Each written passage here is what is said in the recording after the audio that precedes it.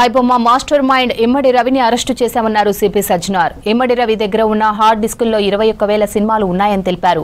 1970 నుంచి రిలీజ్ అయిన చాలా మూవీలు అతని దగ్గర ఉన్నాయన్నారు. దీనిపై 21 కోట్లు సంపాదించగా 3 కోట్లను సీజ్ చేశామన్నారు. ఐబొమ్మకు ఇంటర్నేషనల్ లింక్స్ ఉన్నాయని తెలిపారు. ఇమ్మడి రవి దగ్గర 51 లక్షల మంది డేటా ఉందన్నారు. ఇక తెలుగు ఫిలిం ఛాంబర్ ఫిర్యాదు ఆధారంగా కేసులు నమోదు చేశామన్నారు. ఇప్పటికే మరో 2 అరెస్టు చేశామన్నారు.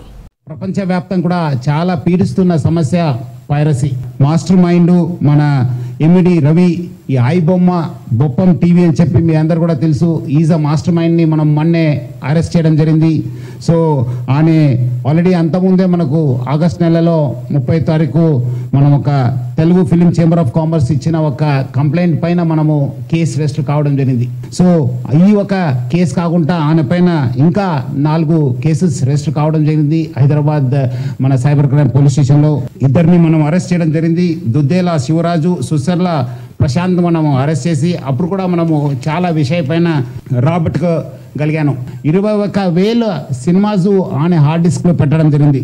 మొత్తము పాత ఫిలిమ్స్ అయిన గాడ్ ఫాదర్ మీ అందరు కూడా తెలుసు, చారిత్రాత్మక ఐతిహాసిక ఫిలిం అయిన గాడ్ ఫాదర్ అంటే 1972లో ప్రొడ్యూస్ అయిన ఆ మూవీ నుంచి మొన్న వచ్చిన ఓజీ మూవీ దాకా కూడా ఆయన దగ్గర ఈ ఒక్క హార్డ్ డిస్క్లో ఉండడము మనము చూశాను. మొత్తము బాలీవుడ్, టాలీవుడ్ అందరు కూడా ఈయన చాలా మూవీస్ ఆయన దగ్గర ఉంది. చాలా నష్టం జరుగుతుంది.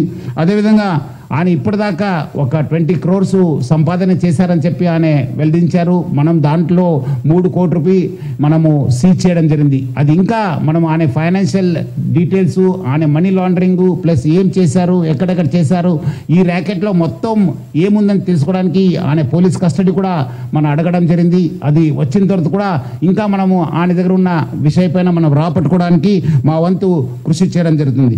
మొత్తం ఈ కేసెస్ పైన కూడా, ఎందుకంటే ఇది ఇంటర్నేషనల్ లింక్స్ ఉంది, ఇంటర్నేషనల్ నుంచి అక్కడ వేరే దగ్గర నుంచి కూడా ఆయన ఆపరేట్ చేయడం జరుగుతుంది. సో ఆయన దగ్గర నుంచి కూడా మనము ఇన్ఫర్మేషన్ రాబట్టుకోవాలి. అందుకు మనము సిబిఐ మళ్ళీ ఎన్ఫోర్స్మెంట్ డైరెక్టర్ అధికారులను కూడా మనము అప్రమత్తం చేయడం జరుగుతుంది. అక్కడ కూడా మనం సేకరించిన ఇన్ఫర్మేషన్ కూడా వాళ్ళకి ఇచ్చేసి వాళ్ళు కూడా ఈ మొత్తం ఈ ఒక్క లింక్స్ ఏమున్నాయో తెలుసుకోవడానికి కూడా మా వంతు కృషి చేయడం జరుగుతుంది. మొత్తం ఆయన దగ్గర ఇప్పుడున్న డాటా దాదాపు 50 లక్షల మంది సబ్స్క్రైబర్స్ డాటా ఆయన దగ్గర ఉంది. ఈ ఒక్క పైరసీ వల్ల ఆయన ఎవరెవరి మూవీ చేస్తున్నారు వాళ్ళకందరూ కూడా మాల్వేర్ పంపించి వాళ్ళ డాటాను కూడా ఆయన గ్యాదర్ చేయడానికి ప్రయత్నం చేస్తున్నారు. ఎందుకంటే ఆయన బాగా తెలివి ఉన్న వాళ్ళు, చాలా ఒక మాస్టర్ మైండ్ ఉండడంతో డాటా ఎట్లా యూజ్ చేసుకోవాలని పైన ఆయనకు చాలా విషయం తెలుసు. అందుకు ఆయన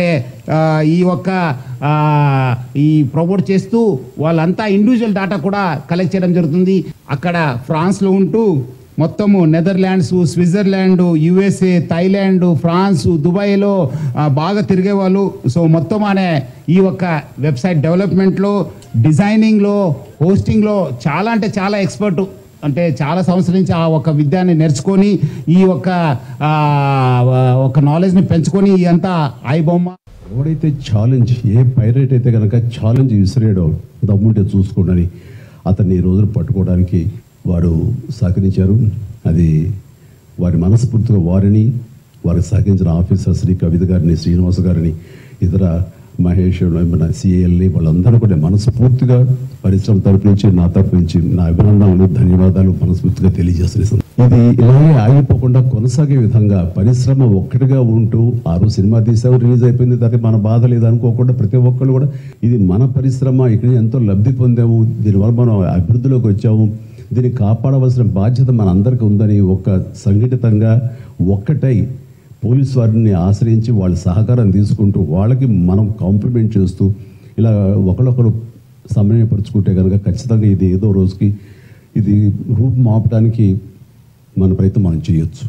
అండ్ ఇది ఈ రోజున గ్రేట్ అచీవ్మెంట్ ఈ ఐబొమ్మ నిర్వాహకుని పట్టుకోవటం, అలాగే లాస్ట్ టైం తమిళ్ బ్లాస్టర్స్ అని అతన్ని పట్టుకోవటం, అలాగే లాస్ట్ టైం మనకి సివి ఆనంద్ గారు చెప్పిన దాని ప్రకారం ఒక 22 ఏళ్ల కుర్రవాడు, ఇంటర్మీడియట్ చదివిన కుర్రవాడు బీహార్ నుంచి వాడు దాదాపుగా ఎన్నో 100 సినిమాలు వాడు పైరసీ చేసి ఎంతో పెద్ద నష్టం కలిగజేశాడు. ఈ సంవత్సరం ఆరంభంలో కూడా దిల్ రాజు గారి గేమ్ చేంజర్ దగ్గర నుంచి తండేల్ అనే సినిమా కానీ, ఇలాగా కింగ్డమ్ అనే సినిమా, ఓజీ, ఇలాంటివన్నీ కూడా దీన్ని బారిన పడి చాలా పెను నష్టం జరిగింది. మమ్మల్ని అర్థం చేసుకున్నారు, మా బాధను అర్థం చేసుకున్నారు. ఇవన్నీ సాధించాల్సింది ప్రభుత్వాలు, అక్కడ పోలీస్ డిపార్ట్మెంట్లు.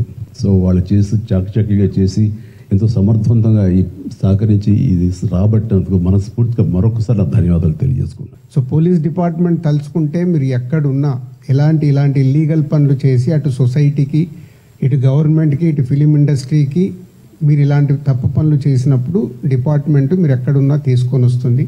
అలాగే Telugu film chamber, Telugu film industry ఈ పైరసీ దాని మీద ఎప్పటి నుంచో మేము పోరాటం చేస్తూనే ఉన్నాము. సో ఇప్పుడు పోలీస్ డిపార్ట్మెంట్, తెలంగాణ గవర్నమెంట్, అలాగే ఇండియన్ గవర్నమెంట్ కూడా, కేంద్ర ప్రభుత్వం కూడా ఇప్పుడు ఈ పైరసీ దాని మీద చట్టాలు తీసుకొచ్చి ఎక్కడ ఇంకా ఫర్దర్గా ఇలాంటివి జరిగినప్పుడు చాలా సివియర్గా ఉంటుంది అని మీ అందరికీ, ఈ పైరసీ చేసే వాళ్ళందరికీ హెచ్చరిస్తున్నాం. ఇలా అనఫీషియల్గా సినిమాల్ని చూడడం కానీ మానేసి, మీకు ఎలాగో మేమే ప్రొవైడ్ చేస్తున్నాం 4 వారాల్లో 5 వారాల్లో ఓటీటీలో చూసేలాగా. సో గుడ్ క్వాలిటీ మీకు 4 వీక్స్ 5 వీక్స్లో థియేటర్లో చూడని వాళ్ళకి సినిమాలు సిద్ధంగా ఉంటున్నాయి, అక్కడ చూడండి. ఇలాంటి ఇల్లీగల్ దాన్ని ఎంకరేజ్ చేయకండి. Thank you. ఒకటే చెప్పదలుచుకున్నా అండి, నథింగ్ ఈజ్ ఫ్రీ. మనకి జీవితంలో దొరికే ఏ వస్తువు కానీ ఏ విషయం కానీ ఉచితంగా రాదు. దాని వెనకాల హిడెన్ కాస్ట్ ఉంటుంది. ఆ హిడెన్ కాస్ట్ చాలా భయంకరంగా, చాలా దారుణంగా, చావు వరకు తీసుకెళ్లే వరకు ఉంటుంది. సినిమాలు ఏముంది, ఫ్రీగా చూస్తున్నాం కదా, అంతే కదా, దీంట్లో పెద్దది ఏదో ఉంది అనుకుంటున్నారు. బట్ ఆ పైరసీ సినిమాలు చేసే వాళ్ళు ఏమీ సంఘసేవ చేయట్లేదండి. వాళ్ళు ఫ్రీగా ఏం చేయట్లేదు. అంత పెద్ద పెద్ద వెబ్సైట్లు, అంత పెద్ద పెద్ద సర్వర్స్ అవన్నీ హోస్ట్ చేయాలంటే చాలా ఖర్చు అవుతుంది. దానికంతా ఆ డబ్బు అంతా ఎక్కడి నుంచి వస్తుందండి? మా దగ్గర నుంచి రావట్లేదు డబ్బు. మా సినిమా పైరసీ చేయబడుతుంది, దాని ద్వారా నష్టపోతున్నాం తప్ప మేమేం వాళ్ళకి డబ్బులు ఇవ్వట్లేదు. సో డబ్బు ఎవరు ఇస్తున్నారు వాళ్ళకి? అదంతా రన్ చేయడానికి మీరే ఇస్తున్నారు. మీ పర్సనల్ డేటా అమ్మడం ద్వారా ఇస్తున్నారు. సో ఈ పర్సనల్ డేటా అన్నది చాలామందికి తెలియకపోవచ్చు, చాలామందికి తెలియచ్చు, చాలామందికి తెలియకపోవచ్చు. క్రిమినల్స్కి అమ్ముతున్నారు. ఆ క్రిమినల్స్ చేసే సైబర్ క్రైమ్స్ దాని మూలంగా ఎఫెక్ట్ అయినాయి. ఎన్నోసార్లు ఎన్నో రకాలుగా వీడియోస్లో చూపిస్తున్నాం. జస్ట్ డబ్బులు పోవడం కాదు, ప్రాణాలు పోయే వరకు వెళ్తుంది.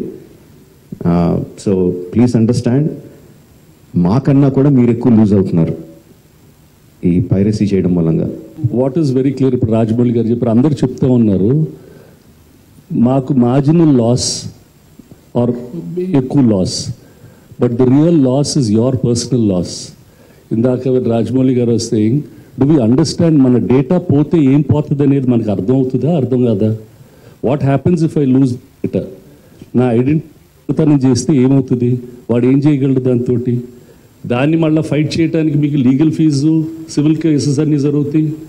Your accounts will be taken over, the emotional turmoil that you have for all these things. So just keep that in mind అండి. మీరు అది ఫ్రీగా సినిమా చూడటం వల్ల he can play a game on you. అది అవాయిడ్ చేయటం is the most important thing. మనం అక్కడ చాలా జాగ్రత్తగా ఉండాలా. దానికి ఇందాక సజ్జనార్ గారు చెప్పినట్టు is given us call that 1930, find out where we are, because that is the biggest crime in the world today. దానికి మీరు జస్ట్ pouring oil to that fire. So stay away from that. That will be the biggest lesson that all of us have to take back, and let our data not get stolen. Thank you, sir. Thank you very much, sir.